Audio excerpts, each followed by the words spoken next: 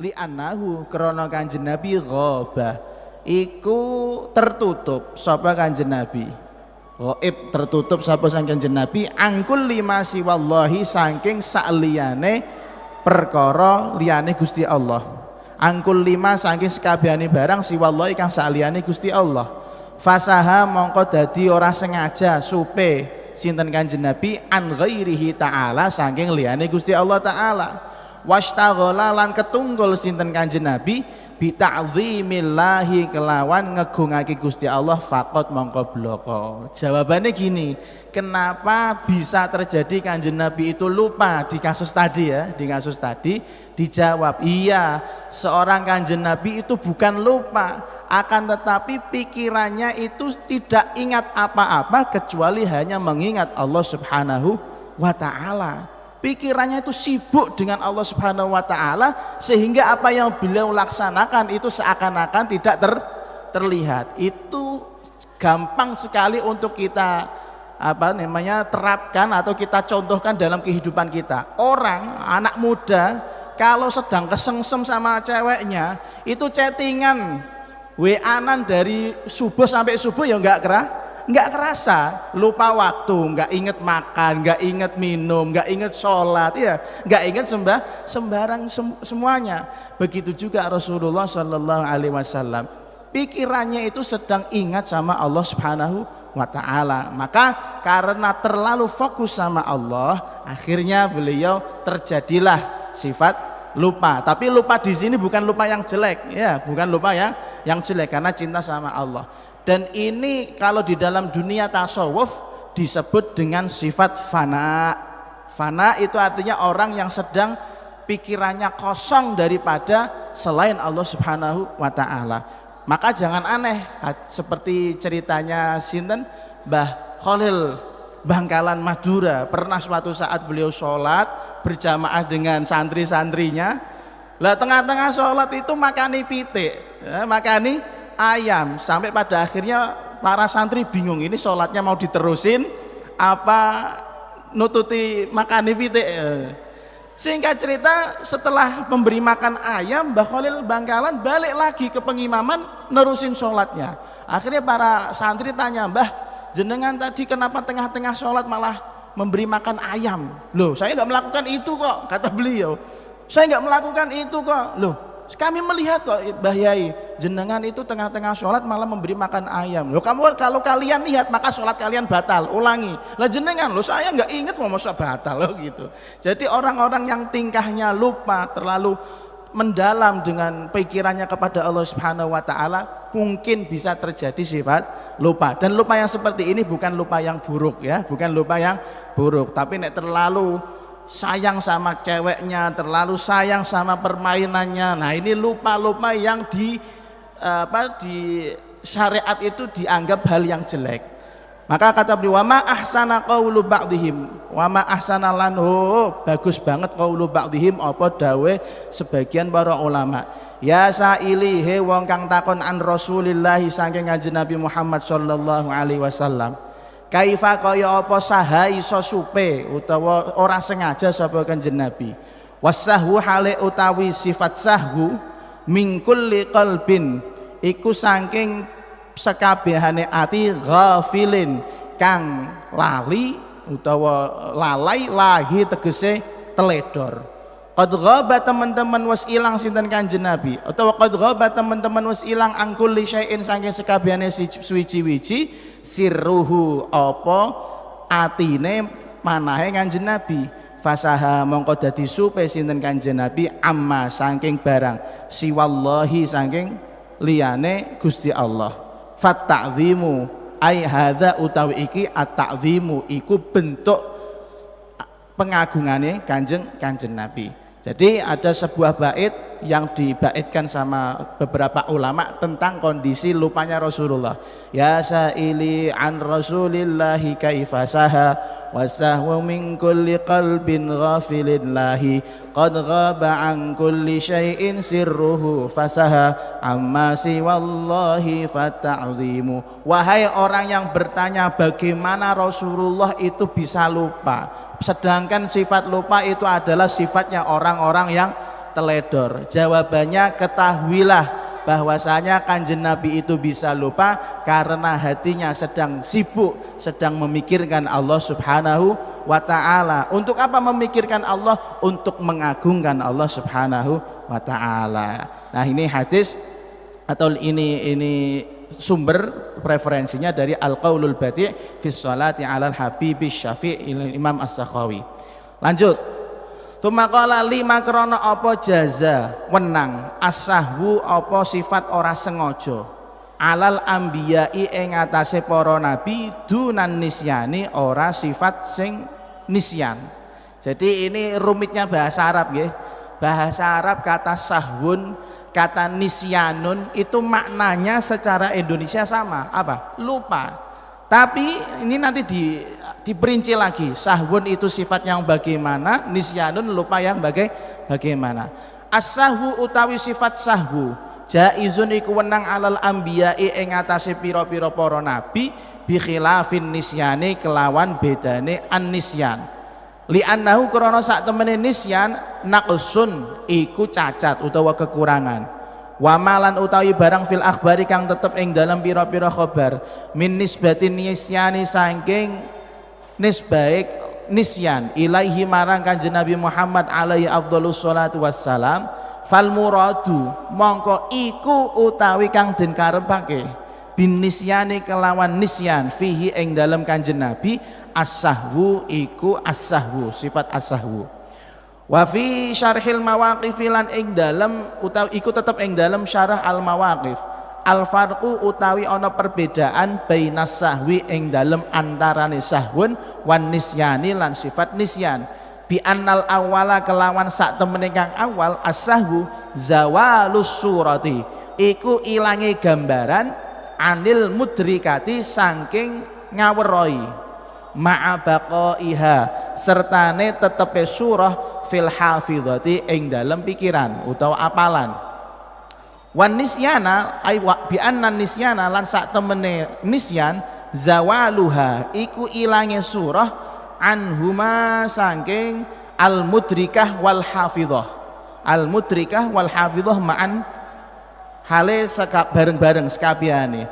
Fayahtaju mongko butuh fayuh taju mongko den butuhake fi husuliha ing dalem merkoleh hafidhah ila sababin marang sebab jadidin kang anyar. Jadi gini, tadi ada pertanyaan, kenapa kalau sifat sahwun itu bisa terjadi pada para nabi tapi sifat nisyanun itu tidak bisa terjadi pada para nabi? Kita harus telaah dulu dari segi bahasa.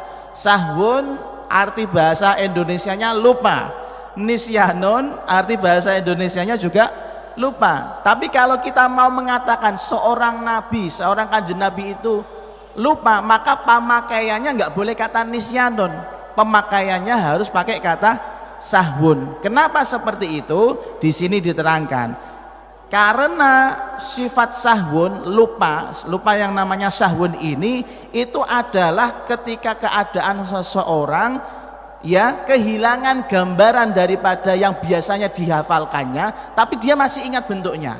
Seperti orang sholat zuhur 4 rakaat tapi di saat itu beliau lupa sholatnya menjadi 2 rakaat, tapi dia ingat gak kalau sholatnya hasilnya 4 rakaat?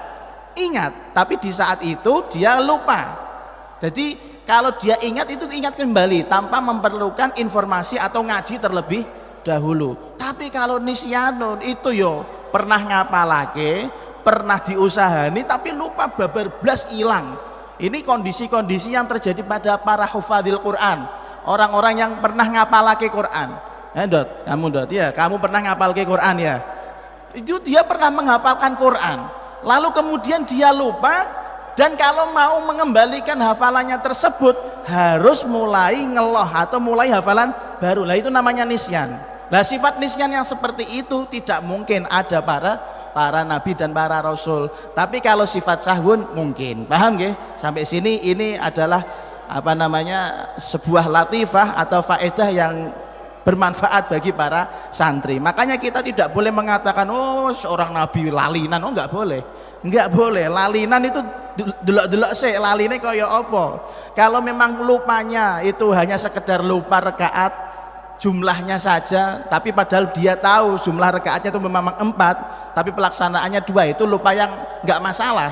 Tapi nek lali pleng ilang sak ilang-ilange, pernah apal terus nek pengen apal meneh kudu ngapal meneh. Lah ini repot, berarti namanya nisyan, dan itu tidak mungkin.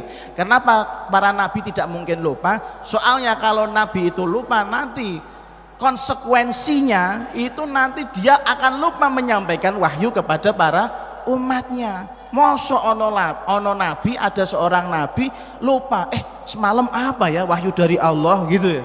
Ada loh wahyu tapi saya lupa, nggak nyatet, mah repot.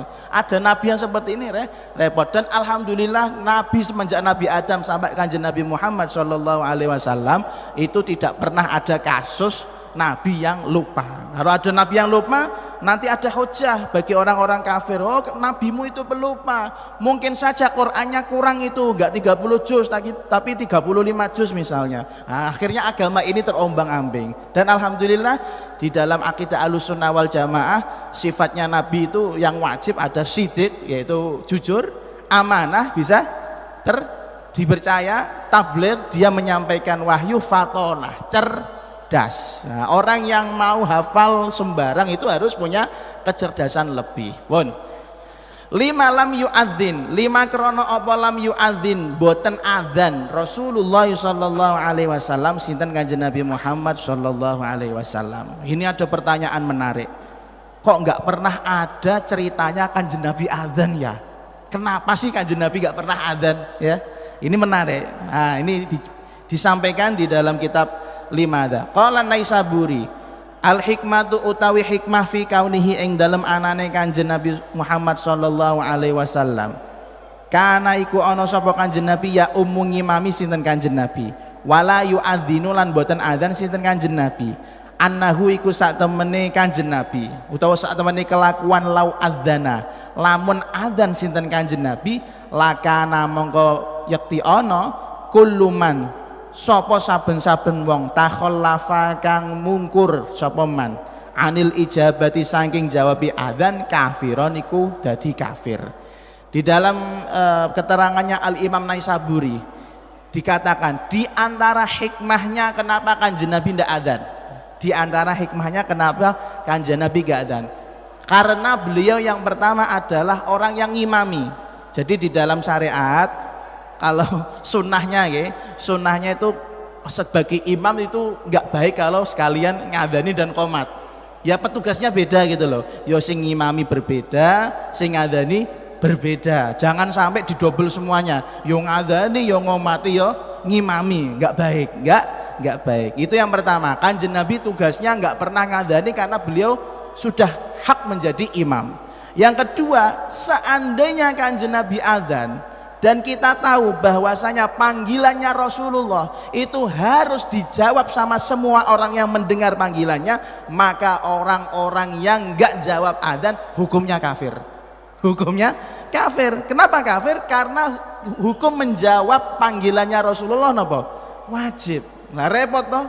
Lah untungnya kanjeng Nabi enggak pernah adzan. Kalau adzan semua orang yang dengar adzannya Rasulullah semuanya jadi kafir. Soalnya menjawab panggilannya Rasulullah itu wajib. Bahkan di dalam kitab Bujairami kalau tidak salah, ketika ada orang sholat fardu itu padahal kok di tengah-tengah itu ada kanjeng Nabi manggil orang tersebut, maka orang tersebut wajib membatalkan sholatnya. Beda kalau kita sama teman kita dondot, misalnya teman ini ayo melu PS-an, nah, misalnya seperti itu, ayo melu ngabuburit, tengah-tengah Anda sholat kok membatalkan, dosa kamu, nah gitu kewale. Tapi kalau ada orang sholat dipanggil sama Rasulullah di tengah-tengah sholatnya, hukumnya sholatnya wajib dibatalkan. Ini alasan yang pertama. Wa qala lanus dawu sapa Naisaburi aidan halimane wali annahu lan krana sak temene kanjeng Nabi kana iku ana sapa kanjeng Nabi da'iyan iku wong sing ajak-ajak sinten kanjeng Nabi falam yajuz mongko ora wenang ayyasyada apa yento nyekseni sinten kanjeng Nabi li nafsihi marang awak dhewene kanjeng Nabi. Alasan selanjutnya kenapa kanjeng Nabi itu tidak adzan, kita perhatikan di tengah-tengah adzan itu asyhadu alla ilaha illallah, kemudian setelah itu apa? Asyhadu anna Muhammadan Rasulullah. Saya bersaksi bahwasanya Muhammad adalah utusan Allah Subhanahu wa taala. Lah ini kalau Kanjeng Nabi adzan dengan lafadz yang seperti ini, lucu apa enggak? Ngaku-ngaku jadi nabi dhewe, diadzan-adzani dhewe. Nah, ini lucu, makanya enggak masuk akal. Beliau yang ngajak-ngajak kok malah ngaku-ngaku sendiri menjadi Rasulullah, maka tidak patut. Wa qala ghairuhu lan wasdawu sapa liyane An-Naisaburi. Lau adzana lamun adzan sapa Kanjeng Nabi wa qala lan dawuh sinten Kanjeng Nabi asyhadu alla ilaha illallah wa anna muhammadar rasulullah ing asyhadu alla ilaha illallah wa anna muhammadar rasulullah la tuwuhima mongko bakal den nyono salah antamma apa ing dalem kono-kono manggonan nabiyan nabi ghairahu kang liyane Kanjeng Nabi. Alasan selanjutnya kenapa Kanjeng Nabi tidak adzan. Nah, ini lucu. Tadi kan dikatakan kalau Kanjeng Nabi adzan enggak keren don kalau ngaku-ngaku menjadi Rasulullah sendiri. Yang harus mengakui kan harusnya orang lain. Contohnya ginilah. Ada orang ngaku-ngaku dirinya kiai, ngaku-ngaku dirinya pinter. Boleh enggak? Ya mungkin boleh-boleh saja, tapi lucu apa enggak? Lucu. Tapi kalau yang mengakui orang lain, Masya Allah Pak Yai itu ilmunya tinggi, akhlaknya bagus, ganteng seperti niku misalnya seperti niku, lah itu tidak masalah. Tapi kalau ada orang dia ngaku-ngaku ganteng dewe, ngaku-ngaku pinter dewe, konyol rasanya. Begitu juga Kanjeng Nabi kalau ngaku-ngaku menjadi Nabi sendiri, ya lucu. Nah selanjutnya kalau Kanjeng Nabi sampai adzan, sementara di dalam adzan itu ada asyhadu alla ilaha illallah wa asyhadu anna muhammadar rasulullah, sampai mengaku dirinya sendiri menjadi nabi, itu nanti kalau di luar sana ada orang kafir, loh delok kae Muhammad mulai ngaku-ngaku dhewe menjadi nabi. Nah, berarti ada nabi lain selain dia. Berarti ada nabi lain selain dia. Ini menurut pemikiran beberapa para ulama. Waqilalan den dawuhake li annal adzana sakrono sak temene adzan ro'a iku weruh hu ing adzan ghairuhu sapa liyane Kanjeng Nabi fil manami ing dalem ngimpi fawakkala mongko makelake sapa Kanjeng Nabi hu ing ghairahu hu ing adzan ngapunten hu ing adzan ila ghairihi marang liyane Kanjeng Nabi. Alasan yang kelima kenapa Kanjeng Nabi ndak adzan, kita harus tahu bahwasanya dulu para sahabat Kanjeng Nabi dan para sahabat itu berdiskusi musyawarah. Mereka berdiskusi bagaimana caranya mengumpulkan orang agar mau sholat, dan mereka tahu bahwasanya ada waktu masuk sholat. Dulu tidak ada adzan, jadi ketika diwajibkan sholat itu belum ada adzan. Jadi kalau mau ngundang-undang orang itu repot, akhirnya dimusyawarahkan. Ada yang usul, Nabi kalau mau ngundang-undang orang ya udah menghidupkan api, tapi dibantah sama orang lain. Kalau menghidupkan api berarti hampir sama dengan orang Majusi, karena orang Majusi menyembah apa? Menyembah api. Kalau gitu pakai bel lonceng yang seperti di gereja-gereja orang Nasrani, teng teng teng gitu ya. Terus dijawab lagi, oh jangan, kalau seperti itu nanti apa bedanya dengan gereja. Akhirnya tawakuf, kalau bahasa Basul Masail tawakuf, buntu, nggak menemukan jawaban. Hingga pada suatu saat malamnya ada beberapa sahabat yang ngimpinya sama, ngimpinya sama, bentuknya sama, di malam yang sama, yang ngimpi banyak sekali, yang ngimpi banyak. Akhirnya mereka ketemu pagi-pagi, saya tadi malam ngimpi keren kok, apa kamu mimpinya? Saya diajarin sama seseorang Allahu Akbar ila akhir. Loh sama, saya juga seperti itu. Oh iya toh? Iya, coba kita tanya yang lain. Sama. Ternyata di Madinah itu semalam yang ngimpi tentang adzan banyak. Akhirnya mereka matur sama Rasulullah, ya Rasulullah, kami semua tadi malam bermimpi diajarin seseorang kalimat-kalimat yang bagus sekali, dan katanya untuk penanda masuk waktu sholat. Bagaimana lafadznya? Terus disetorkan, lafadznya persis semuanya, tidak ada yang berbeda, tidak ada yang berbeda. Akhirnya Kanjeng Nabi memberikan label pada lafadz-lafadz tersebut, namanya adzanun, namanya adzan. Lah karena adzan ini bukan dari Kanjeng Nabi tapi hasil mimpi para sahabat, maka etis lah kalau yang adzan itu kanjeng Nabi. Wong adzan aja diajarkan oleh Allah melalui para sahabatnya, nggak melalui nabinya. Mosok turun pangkat, nah gitu loh. Mosok kanjeng Nabi ngikut mimpinya para sahabat, enggak dong, kan gitu loh. Maksudnya seperti itu. Karena adzan ini berasal dari mimpinya para sahabat, maka kanjeng Nabi tidak adzan karena takut menurunkan derajatnya kanjeng Nabi. Lalu kemudian wa aidanan hane maneh kana ana sapa kanjeng Nabi la yatafarraghu iku ora kosong sinten kanjeng Nabi ilahi marang adzan min asyghalihi saking sibuke kanjeng Nabi. Alasan yang lain kenapa kanjeng Nabi tidak adzan, ada yang mengatakan iya kanjeng Nabi kalau adzan ya ngentek-ngenteki waktu, kasihan beliau, tamunya banyak, ibadahnya banyak ya, yang dipikirkan umat yang banyak, nggak sempet cuman mikirkan adzan tok, nah gitu loh. Eman waktu adzan 3 menit, 2 menit, 3 menit itu mending untuk ngurusi umat, untuk ngurusi umat. Wa aidon lanus halimaneh qala dawuh alaihi salatu wassalam al imamu utawi imam dhaminun iku wong sing nanggung alias nanggung sae salat, wal muadzinu hale utawi wong tukang adzan aminun iku wong kang den dipercaya kanggo memberikan informasi masuknya waktu salat. Fadafa'a mongko maringake sapa kanjeng Nabi al amanata ing amanah ila ghairihi marang liyane kanjeng Nabi.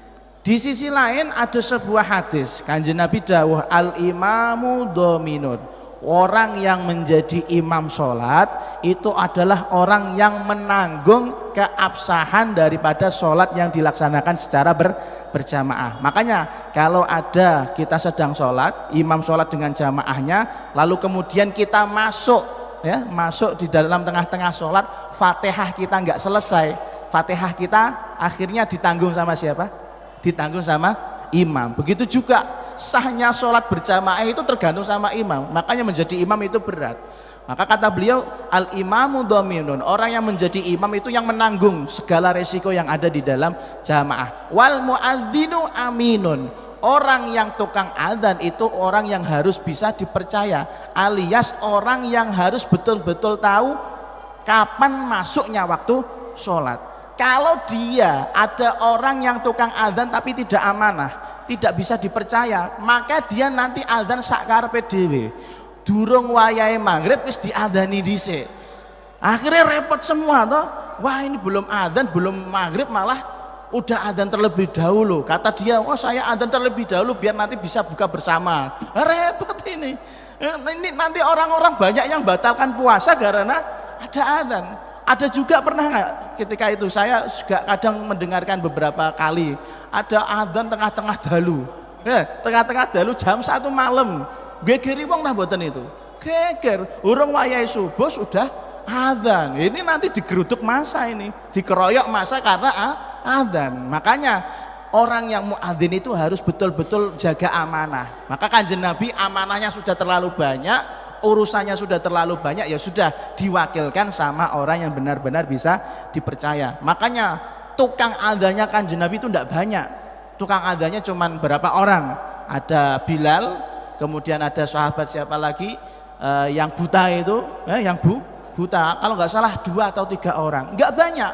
Karena kalau banyak orang nanti starter untuk menghidupkan adzan ini kacau semua. Ada yang nanti adzan jam 2 malam lah, ada yang adzan jam 5 sore kayak gini, repot. Tatanan sholat akhirnya repot. Nah, padahal adzan itu disyariatkan agar kita tahu bahwasanya sedang masuk waktu sholat. Nah, makanya itu, walaupun beda 1 menit 2 menit itu bahaya sekali. Makanya saya itu lebih seneng kalau ada masjid agak mundur 1-2 menit daripada adzan yang seharusnya, biar yakin untuk masuk waktu sholat. Seperti halnya kalau nggak salah di Masjid Agung ini juga seperti itu.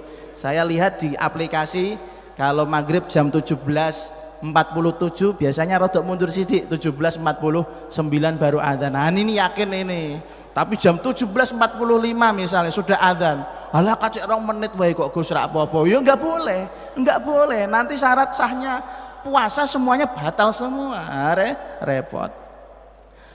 Wa qala Syekh Izzuddin Ibn Abdus Salam, innama lam yu'adzin, angin pestine mboten adzan sinten Kanjeng Nabi li annahu keranten sak temen Kanjeng Nabi kana iku ana sapa Kanjeng Nabi idza amila nalikane ngamal sapa sinten Kanjeng Nabi amalan ing sijine amalan asbata mongko netepake sapa Kanjeng Nabi hu ing amal ai ja'ala tegese dadekake sinten Kanjeng Nabi hu ing amal daiman iku terus menerus.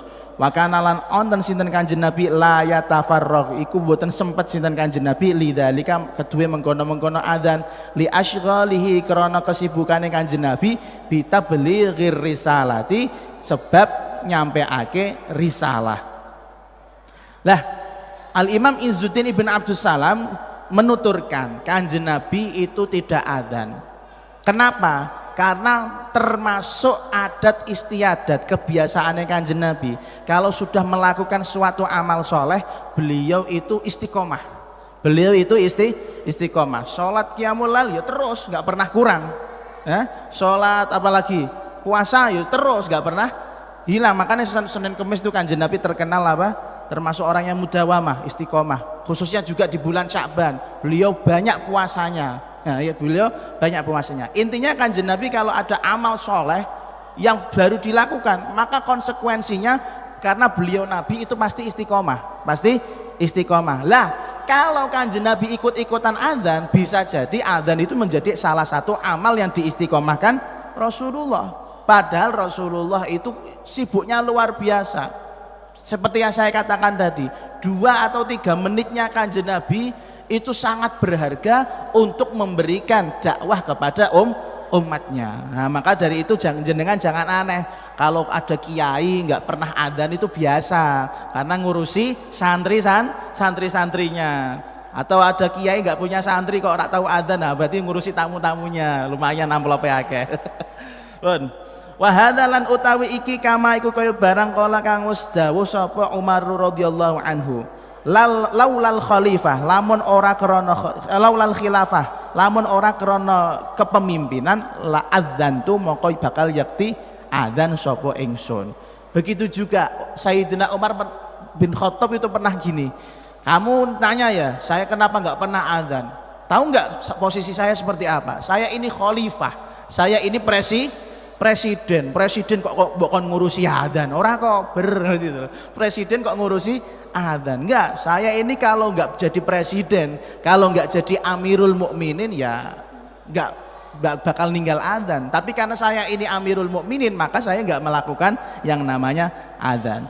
Qala wasdawu sapa ulama wa amman lan anu anapun utawi temene wong kala kang ngucap sapa man innahu sak temene Kanjeng Nabi imtanaa iku nyegah sinten Kanjeng Nabi saking adzan li Allah yuk takoda supaya yen to ora den yakini anna rasula apa sak temene ana utusan ghairahu kang liyane Kanjeng Nabi fa khataun mongko iku salah li annahu krana sak temene Kanjeng Nabi sallallahu alaihi wasallam kana iku ana sapa Kanjeng Nabi yaqulu niku dawuh sinten Kanjeng Nabi fi khutbatihi ing dalam khutbah Kanjeng Nabi wa asyhadu anna Muhammadar Rasulullah awrada was nekaake hu ing qaul Syihabuddin Ahmad Ibnul Imad sapa Imam Syihabuddin Ahmad Ibnul Imad fi kitabihi ing dalam kitab Syihabuddin Kashful Asrar amma khafiya anil afkar. Tadi dikatakan Kanjeng Nabi tidak adzan. Nah, ada orang yang mengatakan Kanjeng Nabi tidak adzan karena di dalam adzan itu ada lafaz asyhadu anna Muhammadar Rasulullah, dan itu mengindikasikan orang-orang kafir mengindikasi loh delok to Muhammad ae ngaku-ngaku awake dhewe dadi nabi. Berarti dhek dhewe rak yakin kalau menjadi nabi. Berarti ada nabi lain. Nah, kata-kata seperti ini menurut Al-Imam Syihabuddin itu adalah yang salah. Ini pendapat yang salah karena beberapa khutbahnya Rasulullah itu tidak pernah meninggalkan asyhadu alla ilaha illallah wahdahu la syarikalah wa asyhadu anna Muhammadan abduhu wa rasuluh. Maka kata-kata yang seperti itu adalah pendapat yang salah. Nah, ini bisa dicek di dalam kitab Kashful Asrar amma khafiya anil afkar. Bon. Lalu kemudian kita lanjut lagi dengan satu masalah. 5 krana apa athara dhisikake Rasulullah sallallahu alaihi wasallam sinten Kanjeng Nabi Yahudian ing wong Yahudi birahni dir'ihi kelawan gadeake baju perangi Kanjeng Nabi indahu ing dalem sandinge Yahudi. Di sini ada pertanyaan yang menarik. Kenapa Kanjeng Nabi di akhir hayatnya malah menggadaikan baju perangnya kepada orang Yahudi? Jadi untuk informasi panjenengan, Kanjeng Nabi itu di beberapa riwayat dikatakan meninggal tapi dalam keadaan baju zirahnya, baju perangnya berada di tangan orang Yahudi karena digadaikan. Kanjeng Nabi hutang. Kanjeng Nabi hutang sama orang Yahudi. Lah, ini kenapa Kanjeng Nabi malah milih orang Yahudi? Kok nggak milih orang Islam saja yang benar-benar kelihatan umatnya, benar-benar kelihatan sahabatnya, malah milih siapa? Orang Yahudi. Ar-rahnu utawi gade lughatan ing dalem lughah bahasa as-subutu iku tetep wa syar'an lan ing dalem syarak ja'lu aini malin iku ndadekake barang wasiqatan krana dadi pengikat bidainin kelawan utang yustaufa kang den bayarake apa dain minhu saking mal inda ta'adzuri wafaihi ing dalem nalikane ora mampu bayar den wa asluhu lan utawi asale rohen qoblal ijma'i ing dalam sadurunge ijma' ayatu farihanum maqbudah utawi ayat farihanum maqbudah ai farhanu tegese padha gade-gadenan sapa sira kabeh waqbidu lan padha nampa gadean sapa sira kabeh. Kita harus ketahui dulu gadai menurut bahasa gadai adalah menetapkan. Lalu kemudian menurut syariat gadai adalah menjadikan sesuatu harta yang berharga kemudian dijadikan agunan jaminan ketika kita nggak bisa bayar hutang. Nanti ketika nggak bisa bayar hutang, nanti dari harga harga barang yang kita jaminkan tersebut akan menjadi pelunasan daripada hutang. Dan hal yang seperti ini sudah disepakati oleh ijma' para ulama, terlebih khususnya sudah ada ayat yang namanya farihanum maqbudah. Artinya di dalam tafsirannya bolehlah kalian untuk melakukan gadai dan bolehlah kalian untuk menerima gadai. Lalu pertanyaannya kembali, kenapa Kanjeng Nabi menggadaikan baju perangnya kepada orang Yahudi?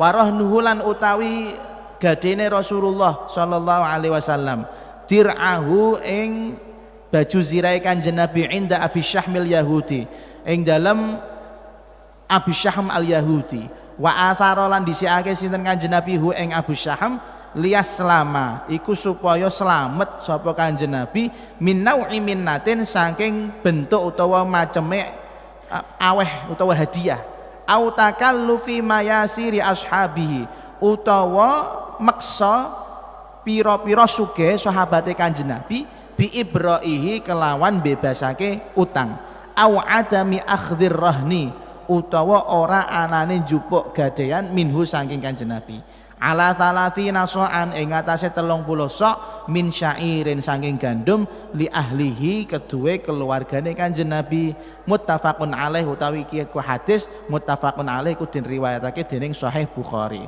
wasahihu hale utawi kang bener annahu sak temene Kanjeng Nabi mata iku kapundhut sinten Kanjeng Nabi walam yafukkalan durung bayar ngelunasi sinten Kanjeng Nabi hu ing dain.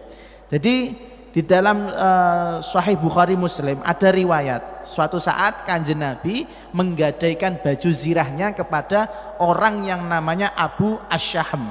Abu Syaham ini adalah seorang Yahudi yang kaya. Dah Kanjeng Nabi kenapa menggadaikan baju zirahnya kepada orang Yahudi tersebut? Karena Kanjeng Nabi hutang sama orang Yahudi tersebut atas barang yang berupa 30 sa' daripada gandum. Kanjeng Nabi utang gandum kareh tiang Yahudi untuk memberi makan keluarganya.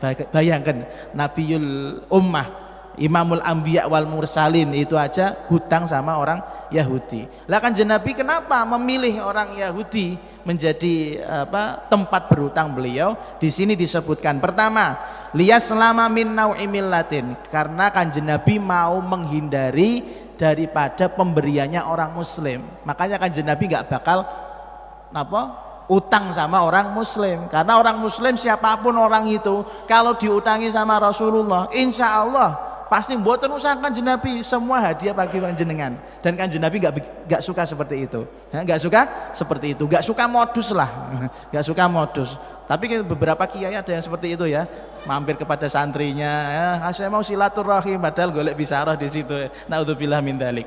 Ya, intinya Kanjeng Nabi tidak mau mendapatkan hadiah yang cuma-cuma dari para sahabatnya. Atau yang kedua, takalluf mayasiri ashabi bi ibrahi.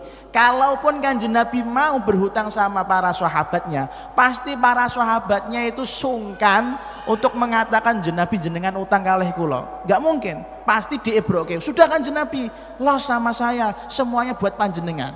Jangan sampai Kanjeng Nabi itu hutang. Walaupun mungkin Kanjeng Nabi hutang sama sahabat, misalnya sahabat Abu Bakar yang terkenal kaya, pasti ketika mau pembayaran pelunasan, Abu Bakar mengatakan, sudah Kanjeng Nabi, tidak usah dibayar lah. Bentuk seperti ini loh yang Kanjeng Nabi tidak suka. Ewoh. Sekali lagi semuanya didasari rasa malu. Au adami akhdir rahni minhu.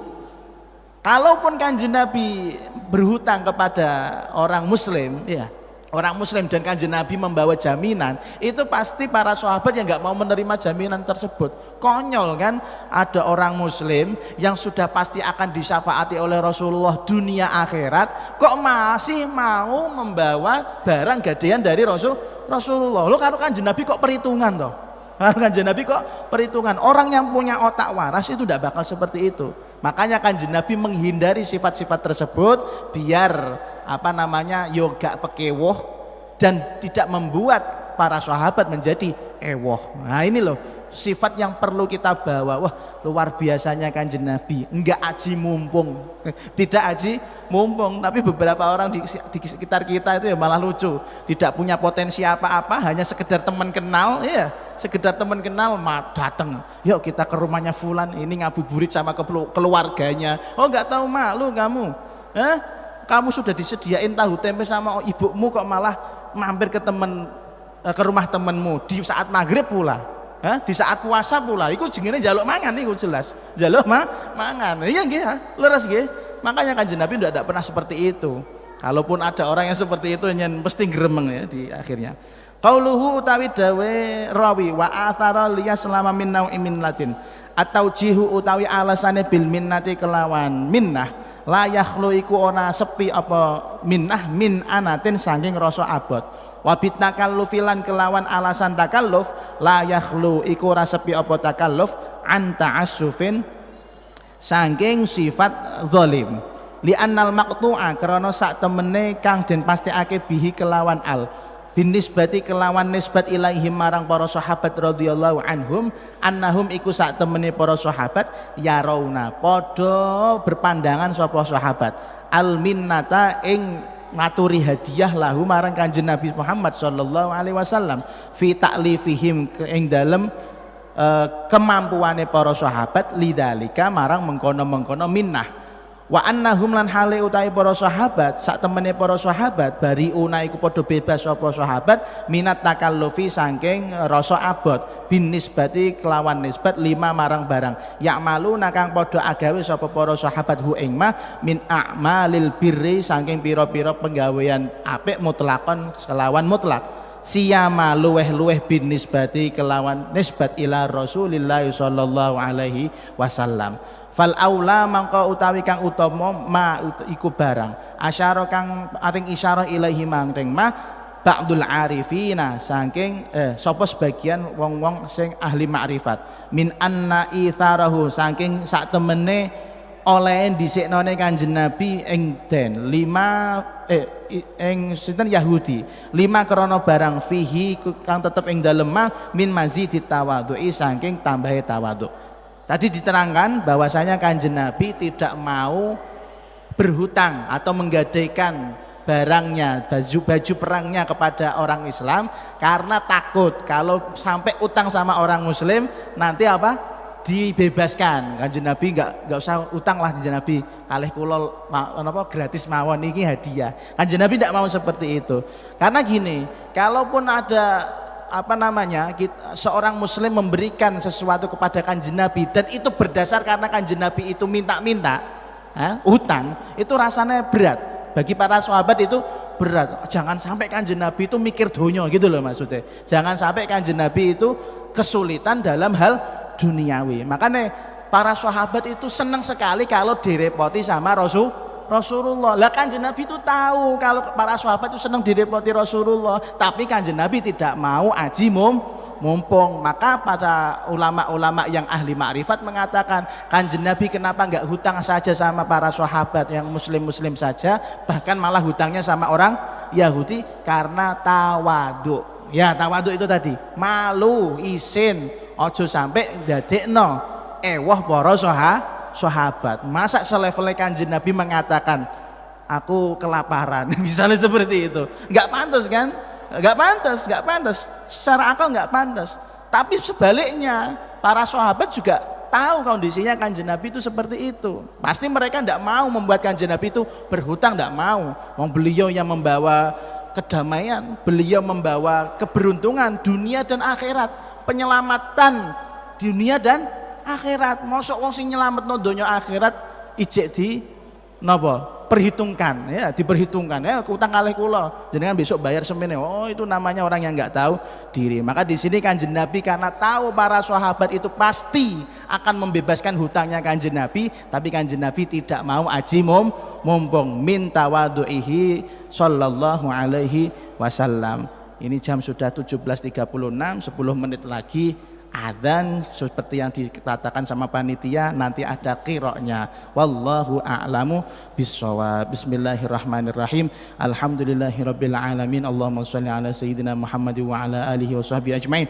Rabbana anfa'na bima 'allamtana, rabbi 'allimna alladhi yanfa'una, rabbi faqihna wa faqih ahlana wa qarabatin lana fi dinina ma'a ahlil qutri untha wa dzakar, rabbi waffiqna wa waffiqhum lima tartadi qawlan wa fi'lan karama warzuqil kulla halalan daima wa akhilla atqiya ulama nuhdha bil khairi wa nukfa kulla syarr rabbana waslih lana kulla syu'un wa aqir rabbir ridha minkal uyun radhi'ana rabbana kulla duyun qabla an ta'tiyana rusulul manun waghfir istur anta akram man satar wa salatullahi taghshal mustafa man ilal haqqi da'ana wal wafa bi kitabin fihi linnasi shifa wa 'alal alil kirami syurafa wa 'alas sahbil masabihil ghurar Allahumma hdina bihudak waj'alna mimman yusari'u fi ridhak wa la tuwallina waliyan siwak wa la ja'alna mimman khalafa amraka wa 'asak wa hasbunallahu wa ni'mal wakil wa la haula wa la quwwata illa billahil aliyyil azim. Allahumma taqabbal minna ma qaddamna min a'malina min yasiril a'mali wa akbar wa kabiriha ya Allah arhamar rahimin. Rabbana atina fid dunya hasanah wa fil akhirati hasanah wa qina adzaban nar. Sallallahu ala sayyidina Muhammad wa ala alihi washabihi wasallam walhamdulillahi rabbil alamin. Tsumma assalamu alaikum warahmatullahi